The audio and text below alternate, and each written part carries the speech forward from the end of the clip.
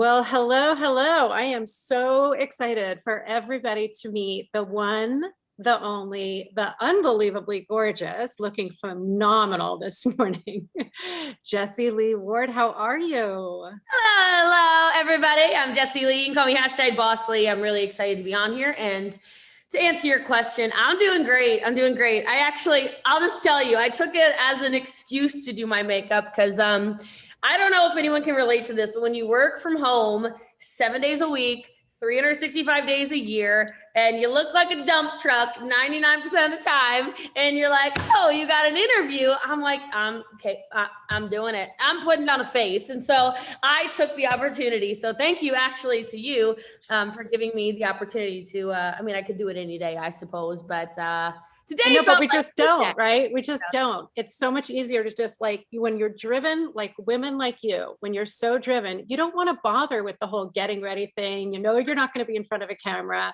You just want to get to work. You want to dive in. So let's dive in and talk about you. Okay, cool. Can you tell us your story? Like where were you? What was your situation before you got started in direct selling?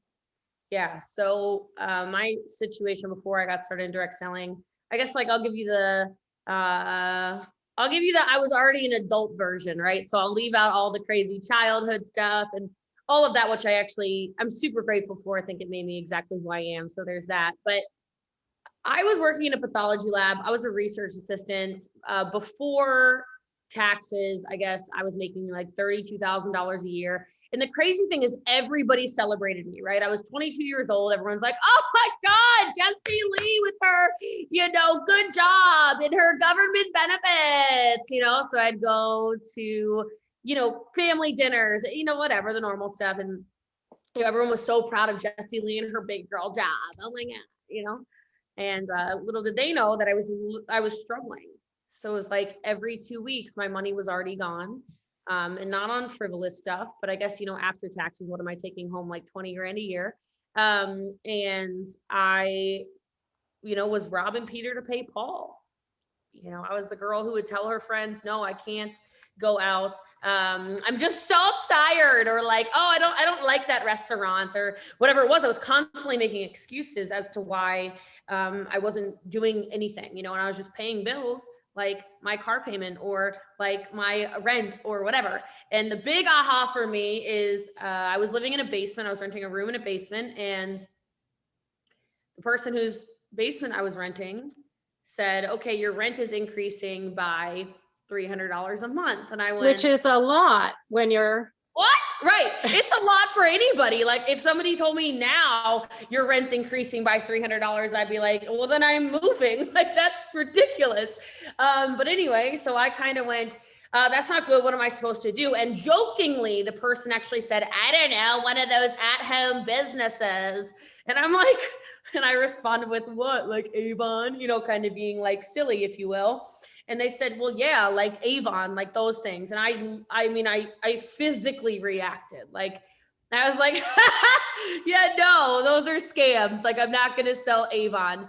Cause when you don't know better, you don't know better. And then when you know better, you do better. So that was so funny. So funny because that was exactly my reaction. I didn't say Avon. I said Tupperware. Wait, you want me to sell Tupperware? Like I would, yeah, come on. So it started, I literally went online and I Googled at-home businesses that make the most money. And it's just, I couldn't get a kit actually right away because I had no money, no extra money. And so I went and I applied that day for a credit card and I got approved for a $500 limit, which is how everybody knows I'm not lying about being broke because, in America, you can get approved for a lot of free money.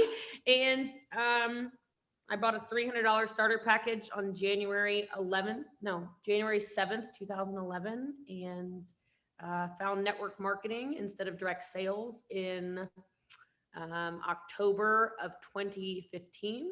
And so I've been a network marketer, very proud network marketer for almost 6 years now. That is amazing. Really incredible. Yeah. Yeah. So talk about your journey though, because that's a long stretch of time between 2011 and we're recording this in July of 2021. Yeah.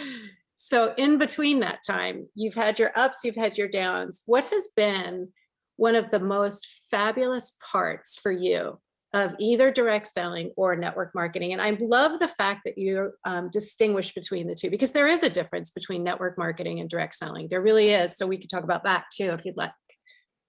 Yeah, we can totally talk about that, because I can ask that probably more than anything. So it'd probably be really beneficial. As somebody who's been in both, I have probably a unique perspective on the two professions. So ups and downs, yes, inevitable. First thing I'll say in that is, if you're somebody where you're like, oh my God, like everything, you wouldn't appreciate the ups without the downs. And I train on that all the time. I say that all the time. And, you know, even when I'm in a massive upswing, like, you know, I'm speaking specifically today, today's a great day.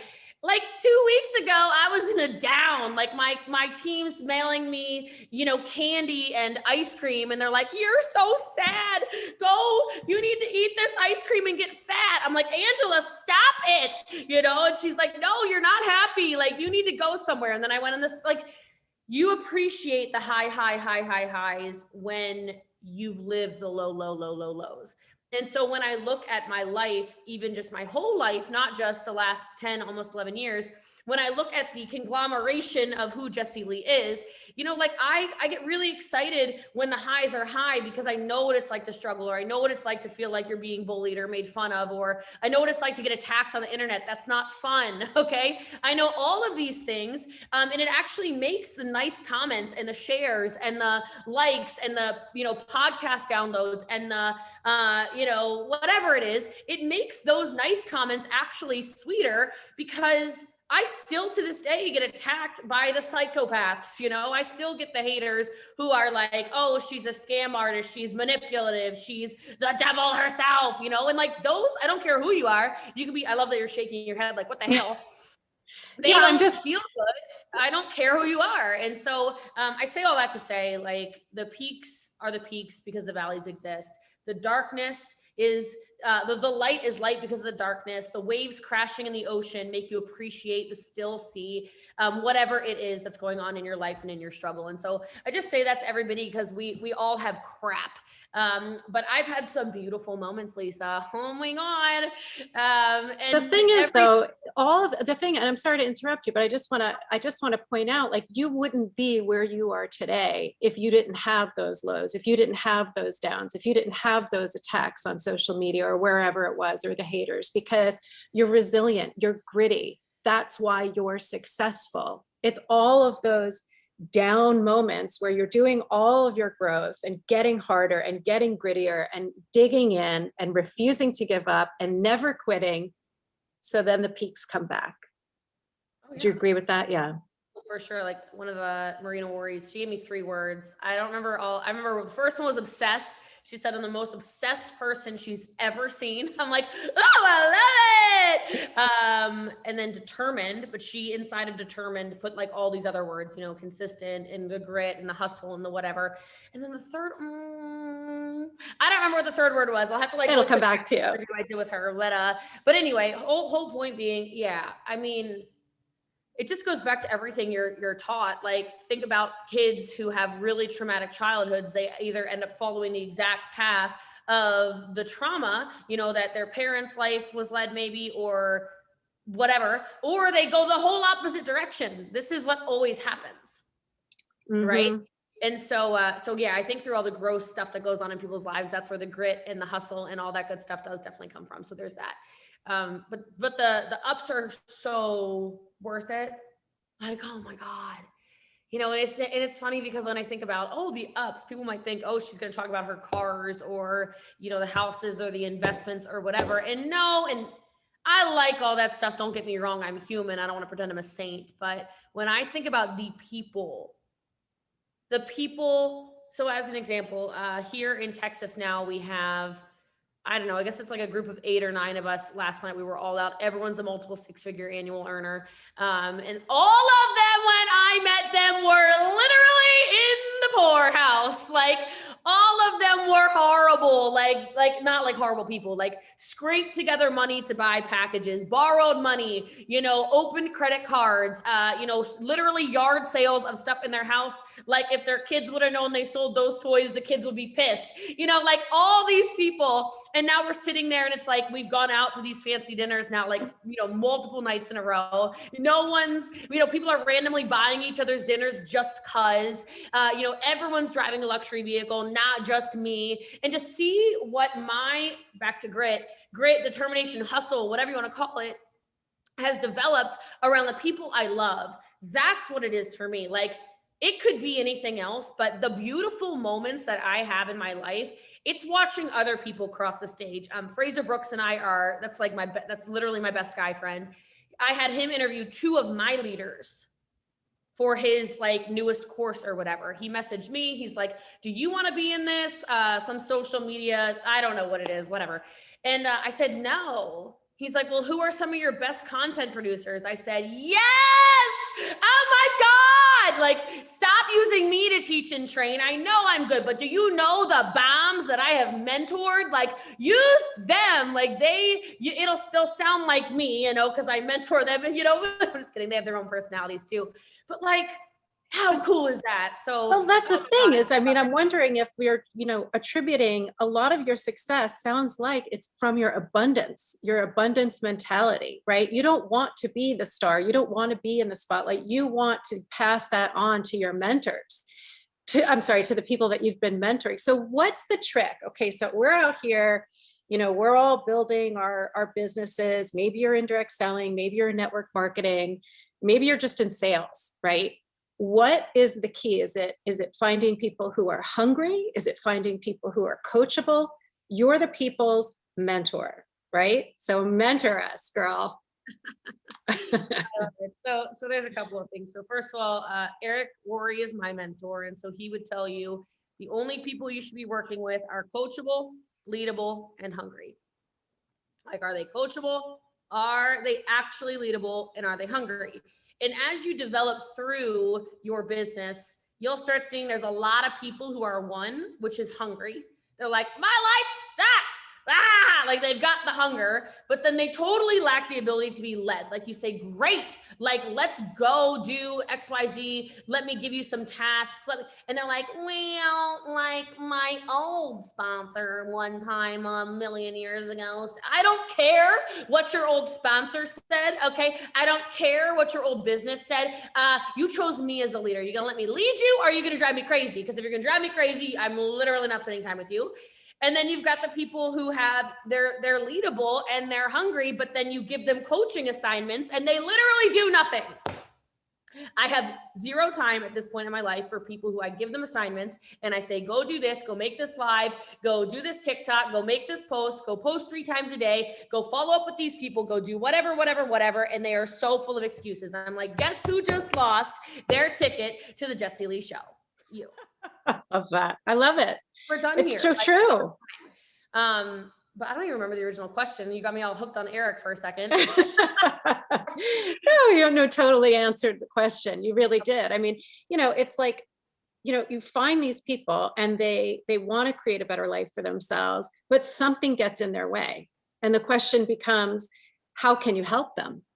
You know, you can't want it for them more than they want it for themselves, right? Have you encountered that? Yeah. I mean, that's actually, I think it was Eric that said this on stage one time years ago. He said, your biggest strength and your biggest weakness is your heart. Because I love people so much. It's a weakness. It's a weakness. Like, I have this big, huge, bleeding heart for the people who are struggling, for the people whose lives just aren't making sense. And so I want to scoop them up and I want to hook them and I want to bring them to the promised land or whatever. And then because of that, it also turns into a weakness where for, months and years, sometimes I have literally effectively body dragged people. right?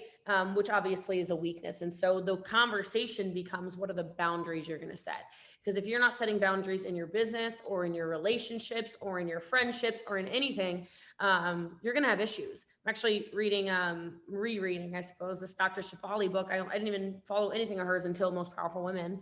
And I grabbed her book and I love it. And she's talking about like, more people just need to do what brings them the actual joy in their lives. And so many people spend so much of their time chasing what other people say should make them happy. And I actually had one of these realizations, which is why I like getting stuff out. So like, there's no drama, everything's good. But I live 10 minutes away from 10 of our biggest leaders, which might make you think I see them all the time, might make you think it's like all day, every day, we're hanging out, we're, you know, going out, or I don't even know, whatever. And I'll tell you, like, I've got one of my biggest leaders here right now. Her name's Kayla. And she's like, it's so funny because her Instagram story, she lives in Wisconsin. She's here visiting. I flew her down for like some mentorship for a couple days. And like, her Instagram stories are hysterical. Like, they're like, oh, when you think you're going to hang out with Jessie Lee, and what you're actually going to do is you're going to sit and you're going to work for 20 hours out of the day. like that's it. Like, I don't care. Did I have to get my nails done? Well, you better give me one hand so that I can still do my thing, voice to text, like whatever. We have work to do. And so we were at family dinner on Sunday. I've missed every family dinner. I was out of town. It wasn't like an intentional thing, but I've missed every family dinner since one of the cornerstones, pillars of our organization moved down here. And some of the kids actually started the conversation. They said, oh, like, we only have seen Jessie Lee one time. Like, where's Jessie Lee been? And then the parents were kind of being like, you know, the leaders were like, yeah, Jessie Lee, we only see you, da, da, da, da, da, da, da. And I literally was like, I get it. Like, you don't see me all the time, because do you understand what I'm doing?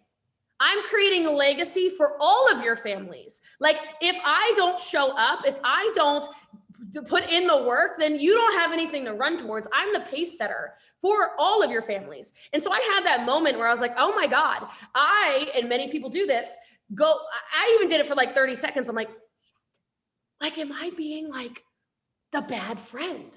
Like, oh, thanks, Nikolai. Am I being the person who is like not fulfilling my duty as like the mother of the organization? And then I went, Jessie Lee, stop. Right. Your job is actually to have a fulfilled life for you. Your job is to have a life that is so fulfilled for you that when other people look at you, they're inspired to change their lives. And if you are a diluted, unhappy, unfulfilled version of you and what makes your heart set on fire, then how does that transfer out to them and what makes them happy? And so in that one moment, my closest group of friends, they weren't intentionally shaming me, okay? Like, they're amazing. But I even in that moment went, oh my God, this is why people say they stay in bad relationships, right? Like, oh my God, if I divorce him, then like, what is my mother gonna think? What is my best friend gonna think? I built, like, whatever. Start living your life. And when I started doing that, it transferred into our organization. It let me love them the way they needed to be loved, and it allowed me to love me the way I need to be loved. Does that make sense? It totally makes sense. But here's the question, like you have so much energy and so much drive, and you are already successful. You are already successful. You've already got that legacy, right? What do you think keeps you going? What do you think keeps that fire lit? It's the chase, right? Great question. Yeah. So I love that question because I might look very successful to you or to anybody listening or watching or whatever. And I know I'm successful, like as a objectively, right? Okay, objectively, right? Great use of the word. To me, there's no alarm that wakes me up, for the record. Like, I wake up every day. I could have gone to bed at 2 a.m. I'm up at 6:30, and I'm like, let's go. Like, there is so much work to be done. I'm not tired because my dreams are getting me out of bed. And a lot of that, I'll give everybody kind of an assignment. Speaking of assignments, like, get around hungrier people. Like, it might look like my life is as good as it can freaking get, but let me tell you, when you have friends who have actual air hangers full of supercars and you only have 4, it makes you go, well, I think there's work to be done here. Okay. When you've got actual friends that you text on a weekly or sometimes daily basis who have 5 private jets that they own, you don't really feel like queen of the hill anymore. When you have friends who own billion-dollar companies and your company is doing $150 million a year, you don't feel like you've made it. Do you know what I mean? Like there's a lot of stuff in my life where, yeah, I know, like my life is good. I only fly first class. I can say I'm going to Madrid on the 1st because I feel like it. I can say, I don't care. Where do we stay? What do you want to do? Where are we going? I want to go shop. I want new luggage, whatever. But I'm hungry because I know what it's like to have an awful life. And you don't want to go back there. No, like a lot of my grit and my determination actually comes more so from, I feel that. And I empathize with that feeling. I heard a podcast one time years ago where somebody was saying there's 2 types of people. There's people who they're very incentive driven. So like, I don't know which one you are, but like a carrot, like a carrot gets dangled. Do you want the car? Do you want the trip? Do you want the money? And they will run for that. And then there's people who on the other side are stick driven. So like, right? Like something is chasing them. And for me, I'm like a blend. I'm almost like a hybrid. I still very much so remember what it's like to struggle. I still very much so remember what it's like to have siblings and yourself that are not eating enough. I remember what it's like to get made fun of because your clothes don't fit right. I remember what it's like to I didn't see the ocean until I was like 16 years old, right? I know and I'm from Maryland, which makes like no sense. It's a 2-hour drive. I say all of these things to say, I do know what it's like to struggle. And so when I see struggle in people's eyes, I'm like, there is a different way. There is a better way. There are other things you can do. There are options. Come with me. And let me show you. Yeah. Yeah. And like, it's not to say I don't chill when I need to chill, because I think that's important too. Fill your cup, read a book, go on a vacation, whatever, have a nice dinner, go ahead, spend time with friends, do whatever for you, get massages, whatever. But I know that past. I know what it's like to have a car that doesn't drive and you're not sure if it's going to turn on. I know what it's like to not be able to pay rent on time. I know all this stuff. So if I know that that's there's something in me that just makes me keep going. So I don't get tired. People are like, you're going to burn out. I'm like, no, I'm really not. Because I still have so much more to go over here. And you use the word legacy, which is one of my favorite words. I have these like bracelets on my wrist. One says icon and one says legacy. Like, I got babies to make, Lisa. Okay. Like there are babies to be made. So yes, I've broken generational curses, but my parents were no parents, not by choice. Okay. If I want to say no to my child or children, I'm going to say no to my kids because they don't need to be told yes if they're being misbehaved, or they don't need to be told yes for every single little thing. But when my little legends come out, and they like want to play, I don't know, soccer, I'm going to get them the best coach and they're going to have the best whatever they need, or they're going to go, they want to play piano, they're going to have private lessons, they're going to have all this stuff. And so, yeah, my life is taken care of, sure. But what legacy are you actually going to leave behind? Is it going to be small legacy, or is it going to be something big? A little like joke I say sometimes is I'm like, people know like the top person in their bloodline. You know what I mean? Like, I do. Like there's people, if you go to school, it's like, obviously we all go to school, but if you go to school and people will say like, oh, who are you related to? Right? People are like, I'm related to Benjamin Franklin. I'm related to Napoleon Bonaparte. Oh my God, I'm related to Pocahontas. Like everybody's got like this person, that they talk about, this person. And it's like, why don't you be the Abraham Lincoln of your bloodline? Like, why does it have to be 7 generations detached from you? Right. So you want to be the creator. You want to be that. And so it's really funny that you talk about people who are either pushed from behind by that snake, that demon, that fear, or there's like this little trinket, a pair of earrings, a car, a pair of shoes. I think you and I are very similar in terms of being pushed by the snake. And I don't know if you ever listen to Ed Milet's podcasts, Yeah, but he talks about, he's talked about this. And it's that your drive. Say it again. He always talks about blissful dissatisfaction. I love blissful dissatisfaction, 150%. And that's what you're talking about right now. Because it is not about the things for you. I know that you enjoy the things. Who doesn't enjoy the things? But it's not about the things. It's about that Jessie Lee inside who is still in that basement. You know what I mean? Who never fucking wants to be back there again, and who wants to find all of the Jessie Lees out there and take who were there, who are in need, who are in want, and you want to bring them along. And that's what I want as well.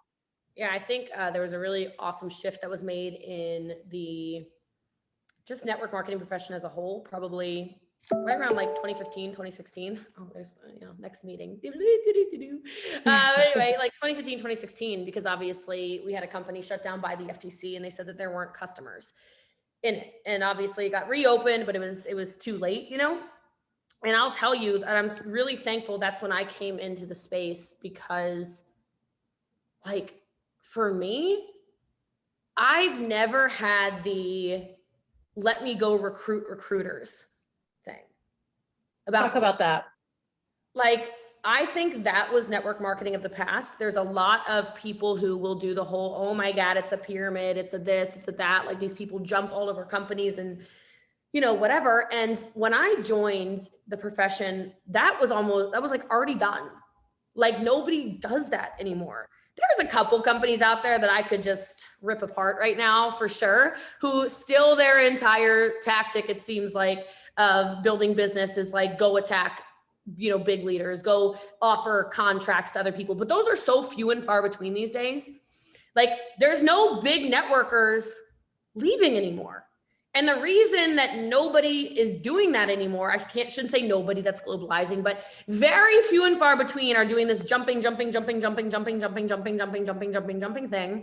is because these are real businesses with real customers. Right. Real businesses with real customers. So my mindset shifted to, okay, how do I get literally like millions of thousandaires? Instead of having a handful of multimillionaires. That was the difference. So my entire business model has been built very foundationally. Like like I'm done fighting these people on the internet because you can't fix stupid. I should have just remembered that to begin with. But like, they're so dumb. If you look at the shape of my organization, it is a brick house. Like it's ridiculous. The amount of people making $300, $500, $1,000 a month. That is $12,000 a year. That is $6,000 a year. That is some amount of money a year, $4,000 a year. Oh my God, I just did math. Anyone listening to this is like blown away right now. I'm so bad at math. Like I'm blown away. That's a lot of money. You can't tell me $4,000 a year is not a lot of money, because that was the exact amount of money that I needed to keep the roof over my head 10 years ago. So, and even if, let me just stop you right there. Even if you have money, even if you're comfortable, even if you're married, your spouse is doing well, you're doing well, what's wrong with a couple $500 or $1,000 a month to put away for the vacation, to put away for the college, to put away for the private piano lessons? I mean, you don't have to come from absolutely nothing in order to experience the benefits of joining any of the companies of the product. To go to like the direct sales network marketing conversation, I think that's something I actually loved about direct sales, was it was like a lot of women, a lot of women who came in, and it was like when I was coaching them 10 years ago, 10 to 6.5 years ago, our team was mostly comprised of moms who were sick and embarrassed to ask their partner for money to go out with their girlfriends, or money for their shoes, or they really wanted like a Louis Vuitton bag or something. And there's no way they were going to ask their husband, hey, like, I've got this really important purchase I want to make with your money because I take, and I know it's not your money, because it's a household or whatever, but they're so focused on being at home with their children, which is a totally full-time job. I respect women so much who do that, but they lose their identity. And so having something that is totally supplemental doesn't need to be a full-time income at all for them to feel worthy or feel like they're contributing or feel like they have value. Like I'm so thankful again that I started in direct sales because is network marketing better if you ask me a billion times. Can you describe for our listeners the difference between direct sales and network marketing? Because we didn't cover that yet. All right, everybody grab a drink.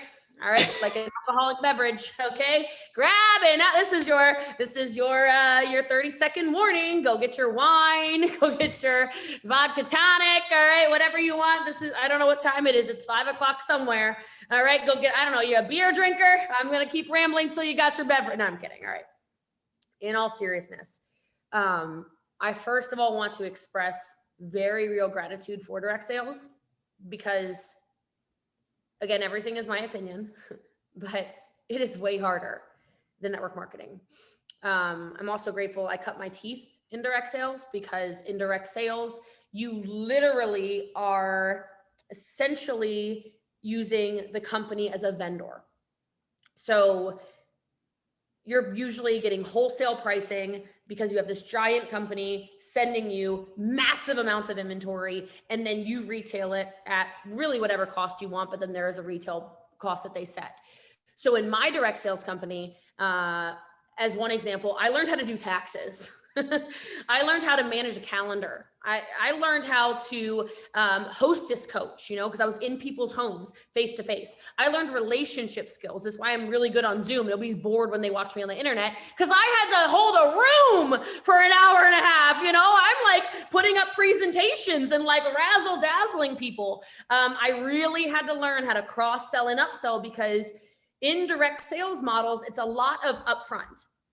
Meaning it's a lot of, again, that wholesale pricing where you're going to make 30% on a product, 25% on a product sale, 40% on a product sale. You're really running your own business, checks and balances, all kinds of stuff.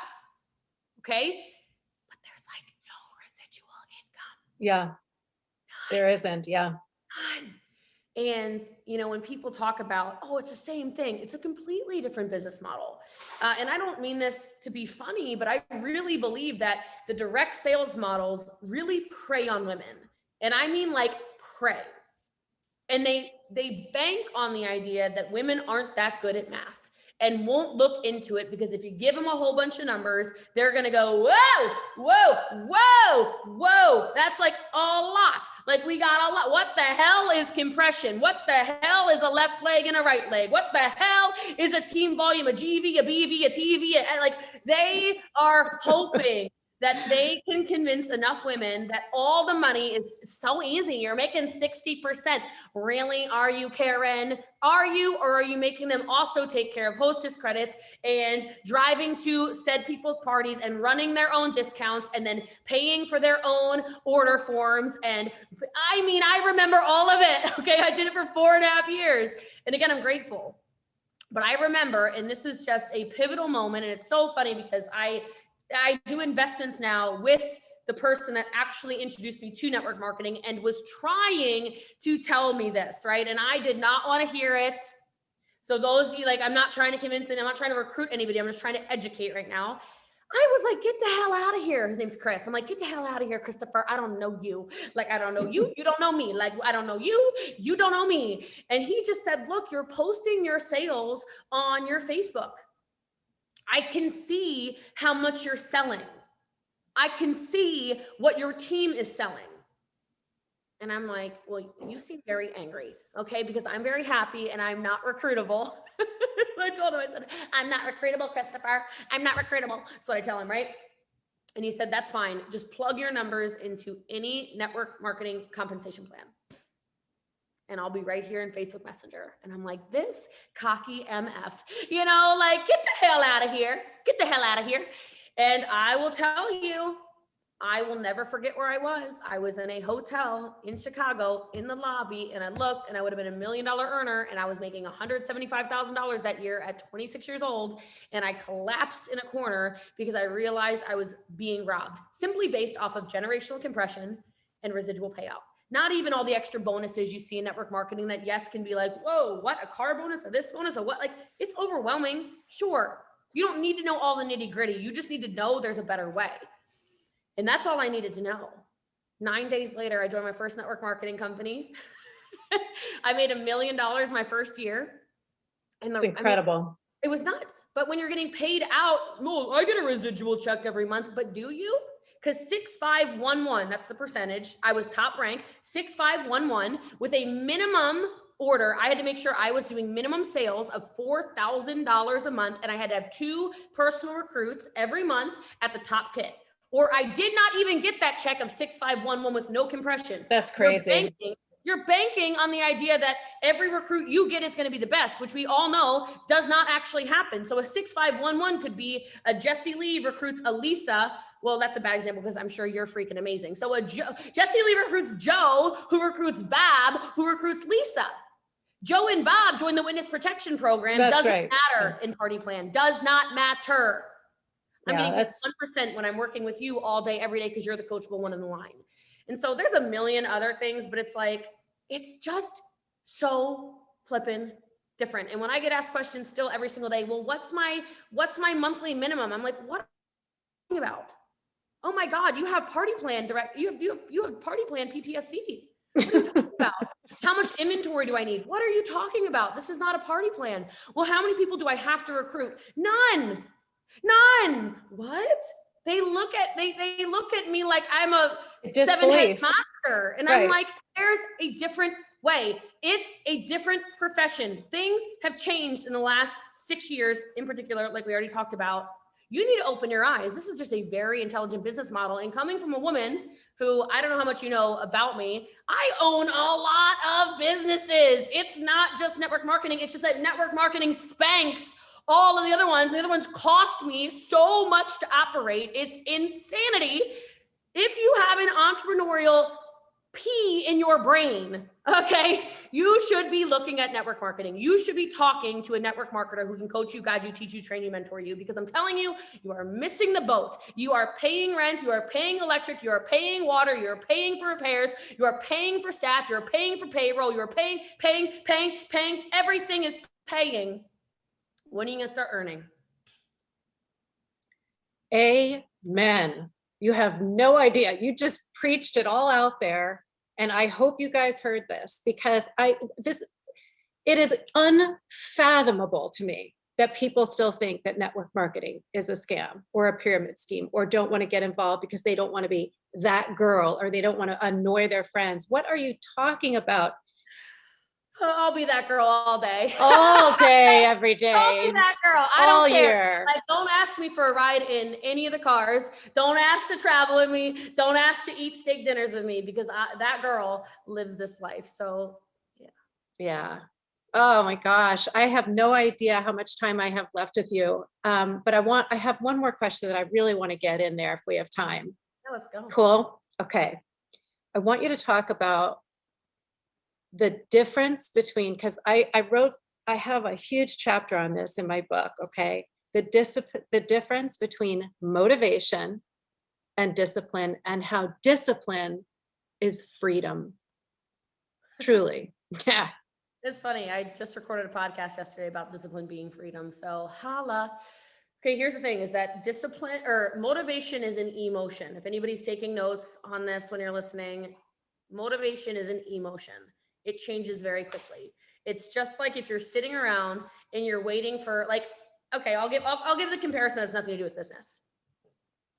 Some of you are in relationships where you feel so good about them until, like, they don't text you when you expect them to text you. And then you go, I'm emotional.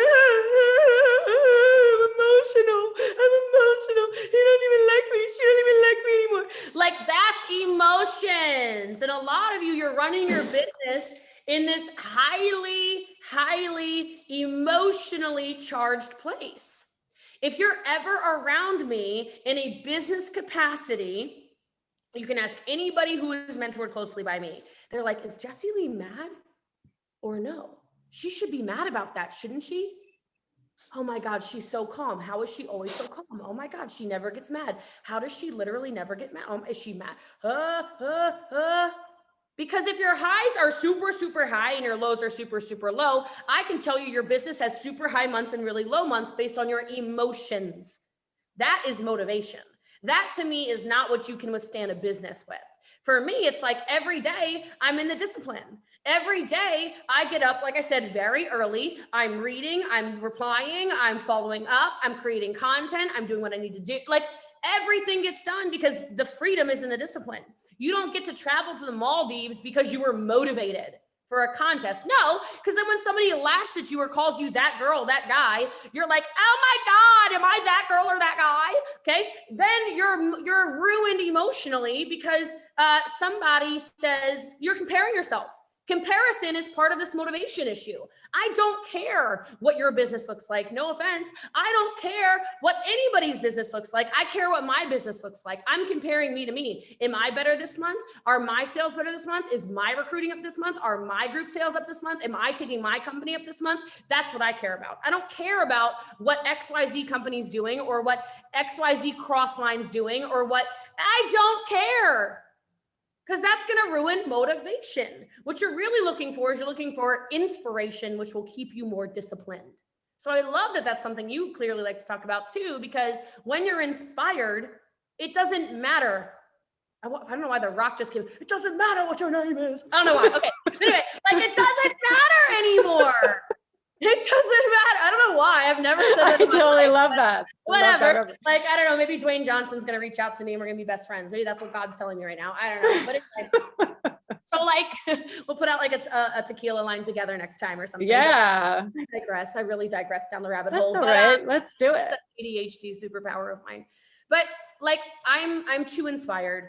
I'm way too inspired. I'm too inspired to change the world. I'm too inspired to literally save people's lives. I'm too inspired to shift people's paradigms. I'm too inspired for the legacy of my family. I'm too inspired, and I'm too inspired to quit. Yeah. Inspired to quit. Yeah. And when you have your discipline, you don't have to rely on anything other than that and yourself. And the freedom comes because you get your shit done and you move on.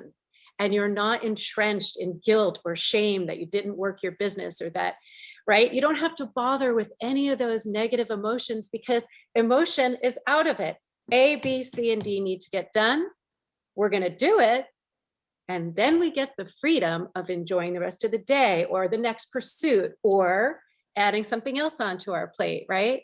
So you're nodding. So I think you're agreeing. Well, this one I will tell you is like, it's so powerful because I'll give everybody like a little assignment.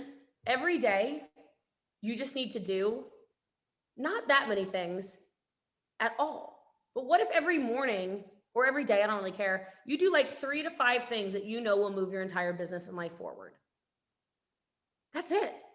I think people look at really quote unquote successful people and they say, oh my God, what does she have that I don't have? Well, I'm just going to tell you nothing.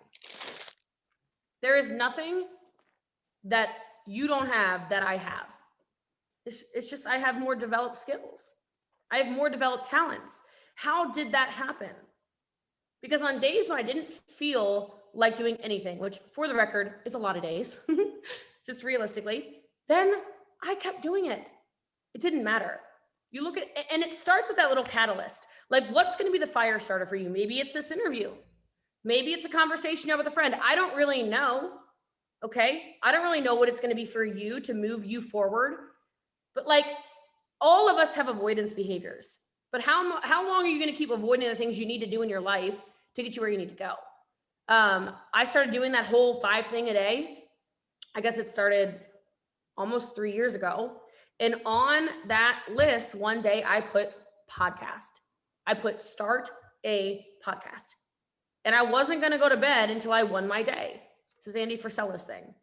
And it was 3:00 in the morning. And I was in my office at my house in Maryland. And I literally was leaned up against a wall, half asleep. and I had bought all the fancy stuff, and I had, you know, the mixing board and the headphones and the microphone and the whatever the hell else.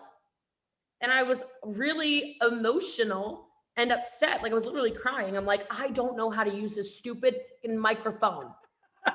Right? Like, Yeah. I don't know how to use this stupid microphone. I'm getting all upset and flustered. But this is what we do. We create excuses for why our life isn't where it is. I'm like, Jessie Lee, are you really, you're going to lose the day?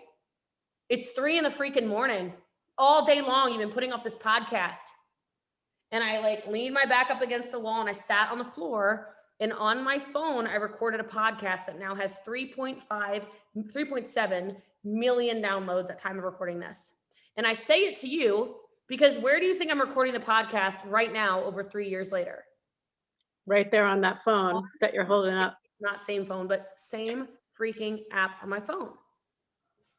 Like, yeah. It's the same in people's businesses though.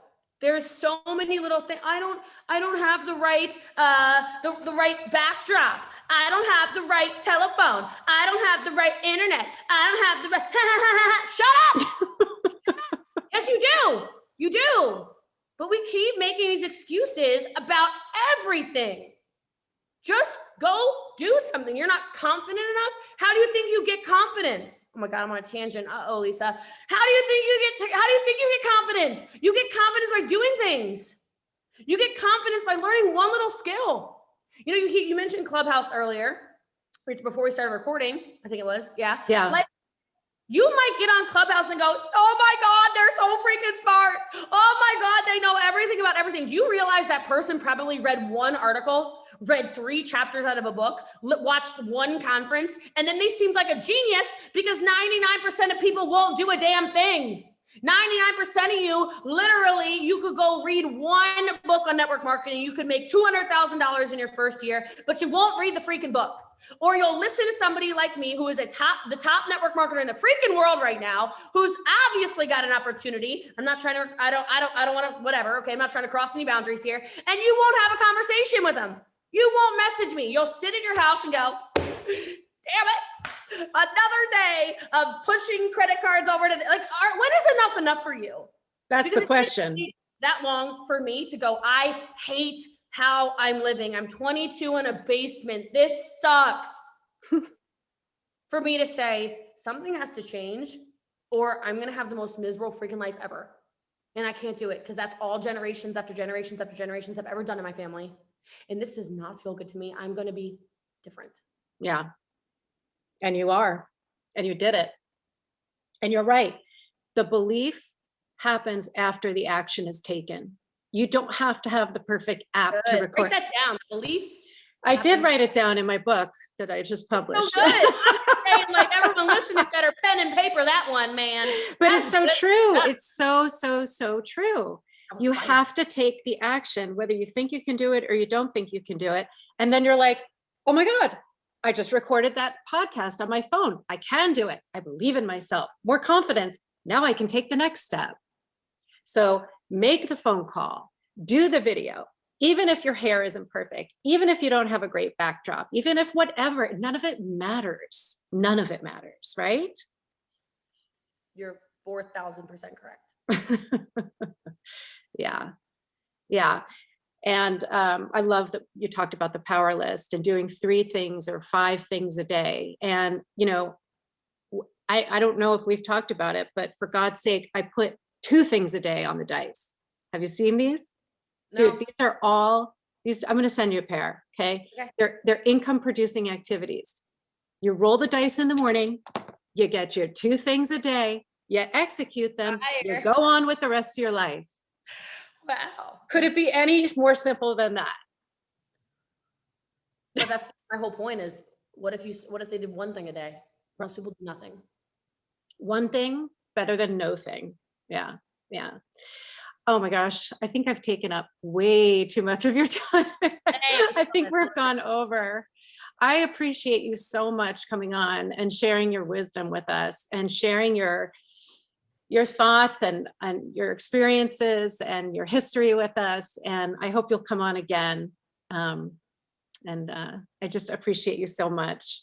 I appreciate you too. Thank you for having me. And if you need anything, feel free to reach out. Sounds like I'll see you in a couple of minutes. So I'll let you get a breather and some water. And All right.